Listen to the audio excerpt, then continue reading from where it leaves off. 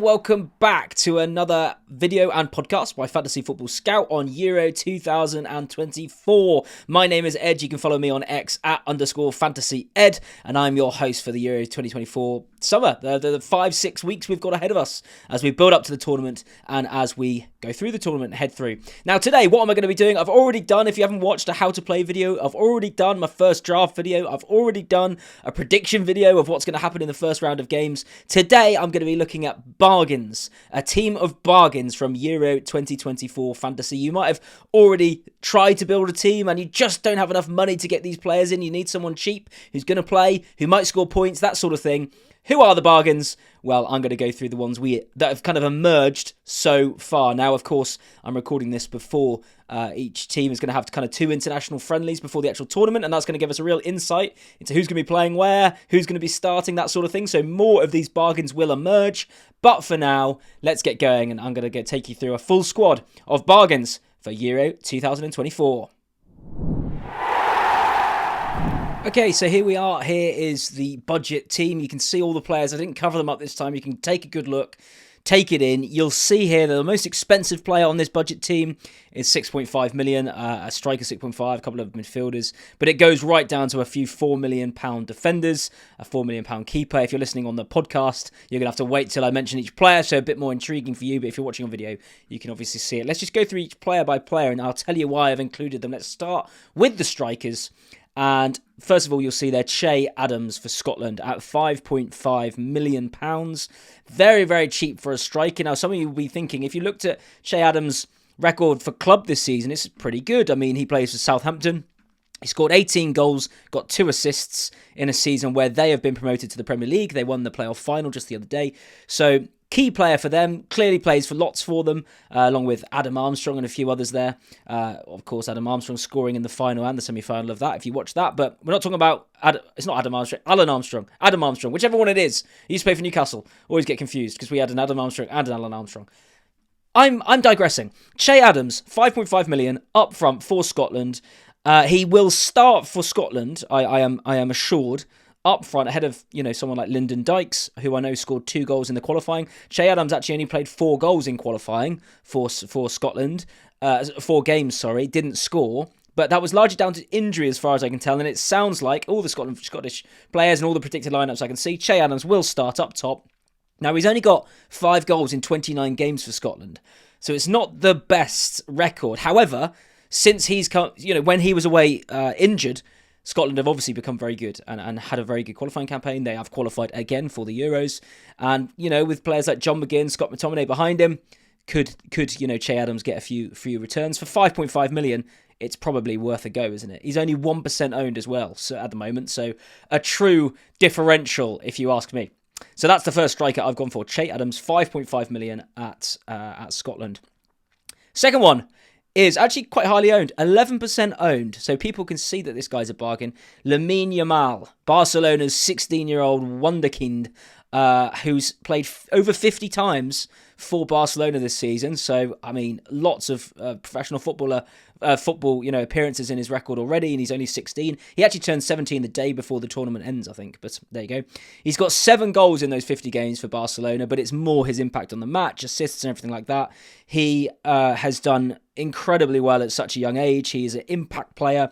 Even for Spain, he's played 6 games and he scored 2 goals. In fact, he got 2 goals and 1 assist in 4 qualifying matches. So of the competitive games, in 4 games, he's got 2 goals, 1 assist.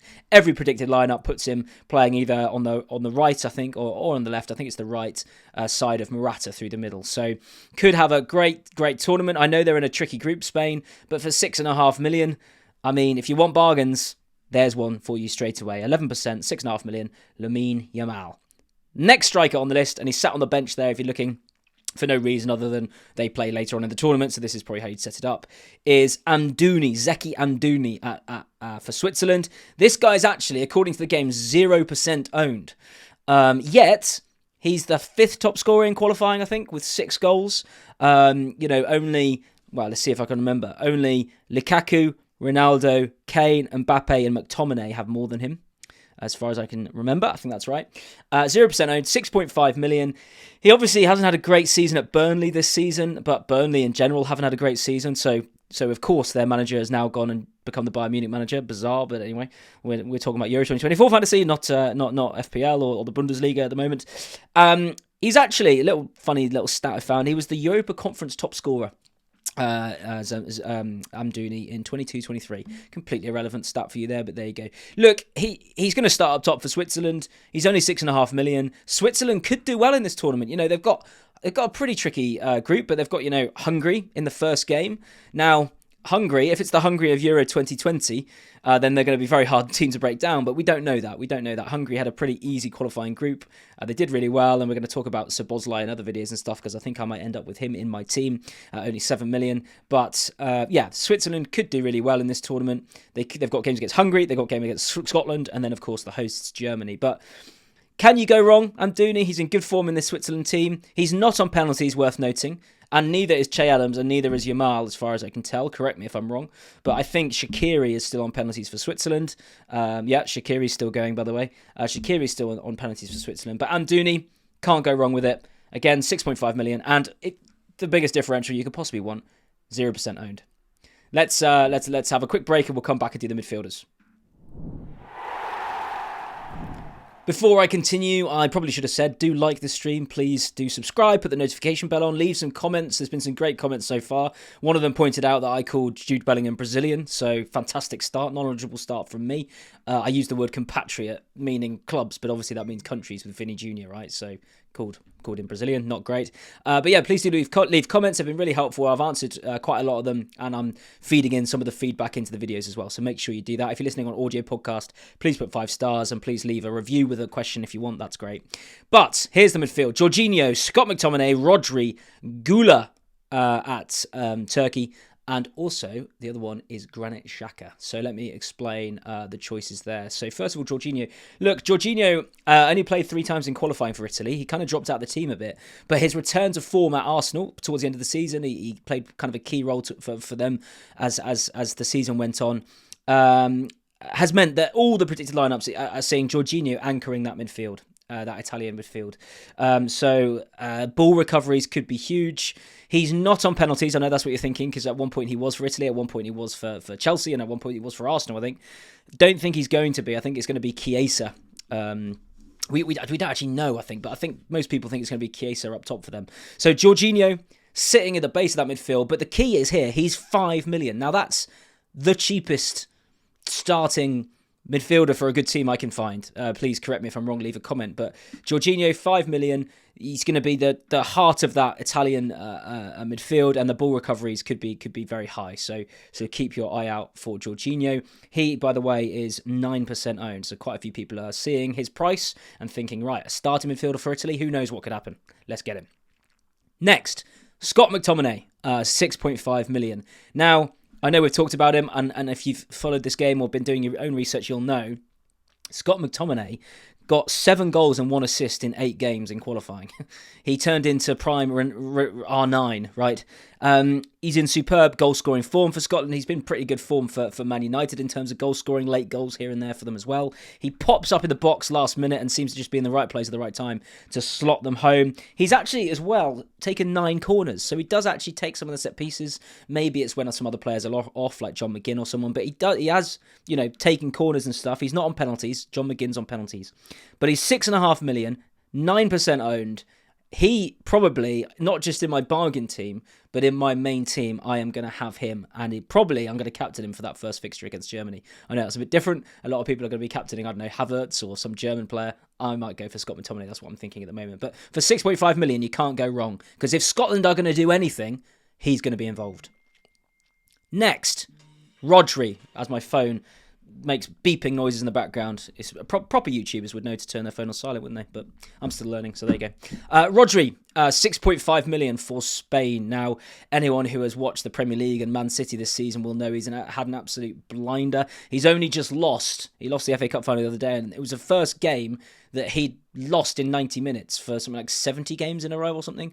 So maybe we've just missed out on him being in good form, and now he's going to go on a run of losing. I don't know. But Rodri, here's some stats. I mean, he's 6.5, as I said, 20% owned, which doesn't surprise me because he 38 balls recovered in the games he played for Spain. Okay, 1 assist in 7, all right. But for Man City this season, 17 goals and assists from defensive midfield. 8 goals, 9 assists. And he's actually, and that's just in the Premier League, he got 1 goal and 2 assists in the Champions League as well. So this season, he has had attacking contributions and lots of them for Man City. Does that translate into the Spain team? Well, let's find out. Let's watch some of the friendlies that they're going to play beforehand, see where he's playing, if he's getting forward, if he's having chances. But at the moment, for 6.5 million, he looks a bargain. And by the way, here's the absolute killer I've left to the end. Apparently, he's on penalties for them. So, I mean, could you get a better bargain here than 6.5 million Rodri, who is such a good player anyway? His ball recoveries will be pretty good. He's got a chance of getting goals and assists, and he's on penalties. Come on, he's got to be in this team, this bargain team. Now, next is Gula, the Turkish young midfielder who Real Madrid signed at the start of this season. An absolute prodigy. Newcastle, my team, I remember were linked with him quite heavily, but I mean, Real Madrid came in for him, so he went there. Fair enough. He's their talisman. I mean, he's like the most talented Turkish player to come through for quite a while. He in 11 matches for Real Madrid this season, so he hasn't played loads. They're kind of growing him into the team and into the squad. 11 matches, 6 goals though. I mean, in that team as well, full of stacked of talent, even to get 11 matches, he must be pretty good at 18 years old. For Turkey, he's only made 6 appearances so far. He's got 1 goal. But the thing with him is he's 7% owned. He's only 6 million, so not 6.5, he's 6 million.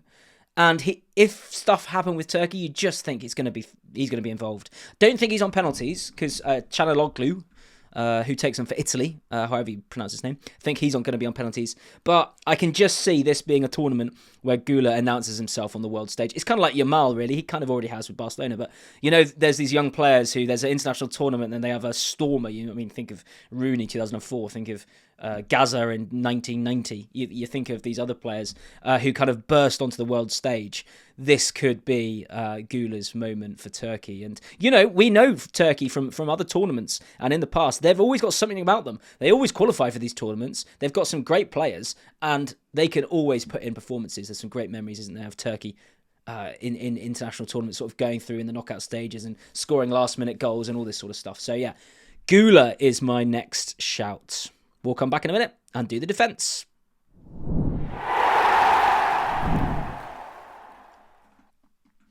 Welcome back. I've already realised that I completely forgot to mention Granit Xhaka, who's on my bench for 6 million quid.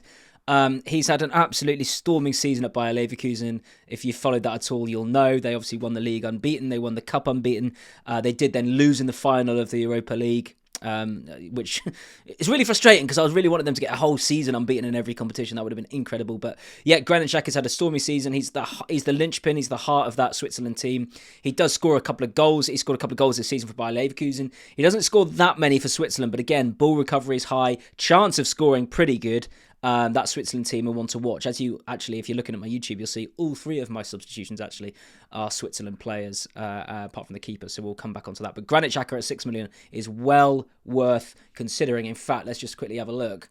What's his ownership? His ownership is 4%. So yeah, very, very worth considering. But onto the defence. As I said I was going to. Now, there's a couple of ifs and buts here with the defenders. The absolute dream, isn't it, is finding a 4.0 starting defender in this game. Because if you can save that much money on a player, you can spend it elsewhere. And you can just kind of forget about the 4 million player. As long as he plays, he's got a chance of something, right? And you're not expecting much, but it just means you can spread the funds. So, first of all here, you'll see. Now, this one, a bit controversial because Belgium's defence, I don't know whether you've seen it, does not look convincing this year, let's say. I think they're playing, oh gosh, I've got to get it up, but Wout Faes apparently is going to be one of the options, not a starting option, and he's 4.0 in that Belgian defence. They've got like Timothy Castagne playing there, they've got Wout Faes, they've got a couple of others who aren't kind of elite level. So whether...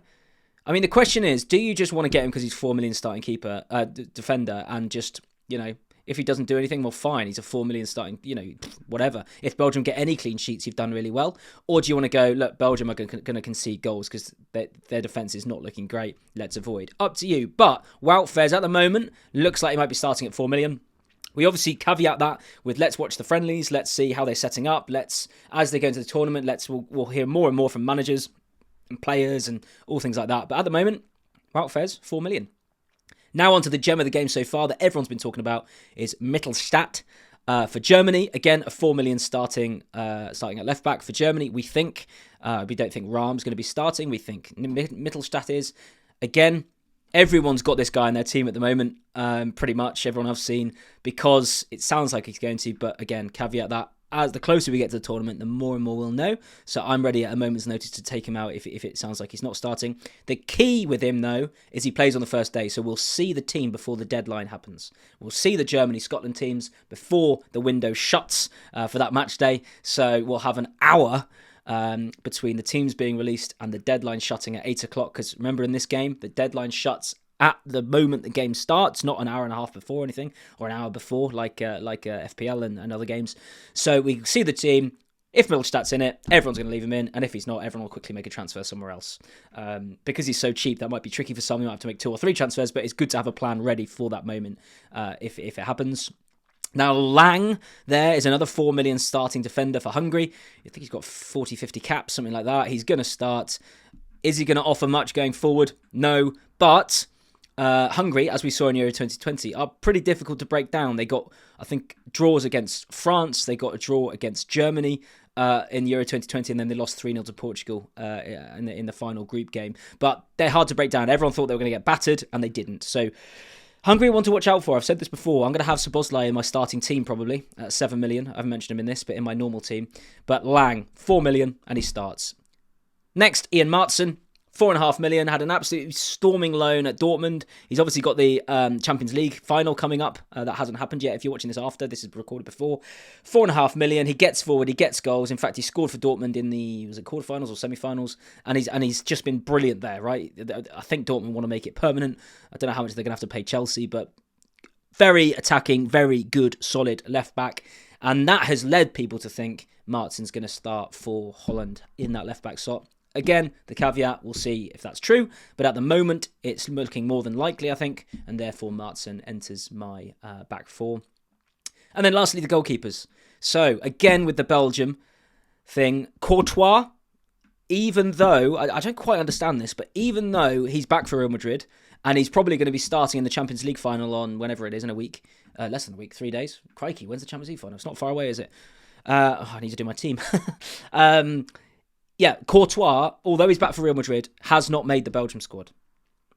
So the discussion becomes, is it going to be Matt Sells for 4 million starting goalkeeper for Belgium? Or Casteels, I think is the other option. And again, at the moment, Sells is in here, but have a look at Casteels. I think for Casteels is maybe 4.5. But at that point, I'm just going to wait to hear more news. But at the moment, he's in the bargain choice because if you can get the starting Belgian goalkeeper for 4.0 million, and then you've still got another option to swap, get a good keeper maybe as your second one. I feel like a lot of people will do that. I think I'd do that. If I knew Sells was starting, I think I'd do that. It's just about getting that certainty now. Again, by listening to managers, by watching friendlies. The last defender, actually, again, I've missed it because he's on the bench, is Akanji. Yes, Man City's Akanji for Switzerland. He is only 5 million. Now, that's slightly higher than bargain territory, but I'm going to call him a bargain still because he has the second most amount of ball recoveries in the whole of the qualifiers with something like 80. I think it was 80 something. Someone from Finland had the most. Obviously, they haven't even qualified. But Akanji is a ball machine magnet, a ball recovery magnet for Switzerland in their setup. And again, reminder, every 3 ball recoveries gets you 1 extra point. He's definitely going to start. We know from the City time he can get attacking returns as well. So for 5 million, he's almost certainly going to be in my main team at 5 million quid. You just can't go wrong because even if Switzerland, lose their clean sheet, he can just rack up the bonus points. Not the bonus points, the ball recovery points. So you've got 2 routes to points with him. So really, really happy picking Akanji. And then the second keeper is Andre Lunin. 4.5 million. Ukraine's starting goalkeeper. We think he started the last 2 games for them ahead of Trubin, and also he's kind of come of age, hasn't he, this season with Real Madrid, with Courtois being out. He's come in and done really well. I think it's so harsh that he apparently is going to not be keeper for the final of the Champions League after starting all those games and kind of getting them to the final with penalty saves here and this, that and the other. But Lunin is my second budget keeper. I think what's most likely is, if it's not certain that Matt Sells is going to be the starting goalkeeper for Belgium at 4 million, which some people in the group chats I'm in say it's not worth the risk because he might play one and then Casteels might play one and that sort of thing. If it's even a little bit unsure, I'll probably go Lunin and then a Pickford. I mean, Pickford's only 5. Or a Lunin and a, whoever, Donnarumma, whatever. A keeper who you know is going to start. So that's my budget team. Now there will be, look, let's just do a big caveat again. There'll be others that you've thought of. Put them in the comments below and say why you think they're a bargain. And also there will be more bargains that will reveal themselves as the friendlies happen, as managers speak, as we learn what the final squads are, because they're not finalised yet. And also there'll be some in this team who go on to be not bargains because they don't play eventually and because they fall out of favour or they get injured and that sort of thing. But at the moment, from what we know, as far as I know, these all seem like pretty decent options for bargains. Some of them a bit more sure than others, like players like, Scott McTominay's definitely going to play. Rodri's definitely going to play. But players like Matt Sells, you think, okay, well, Fairs, all right. Martson is hopefully going to start, but we're not 100% sure. Things like that. So if you're looking for a player in a position that's a bargain to create funds elsewhere, then this is it. And by the way, just out of interest, this team leaves you with, in fact, let's have a look. If I click make transfers, I've still got 21.5 million in the bank. So, I don't know, maybe invest it in Bitcoin or something. Who knows? But thank you very much for watching another video from Fantasy Football Scouts on Euro 2024. I'll be back in a couple of days with more content. We're going to get some content creators joining us soon as they're finalising their first drafts and things like that. If you've got anything you want me to cover specifically, please put it in the comments. Please like, please subscribe, please leave a 5-star review on podcasts. Thank you very much and see you in a couple of days.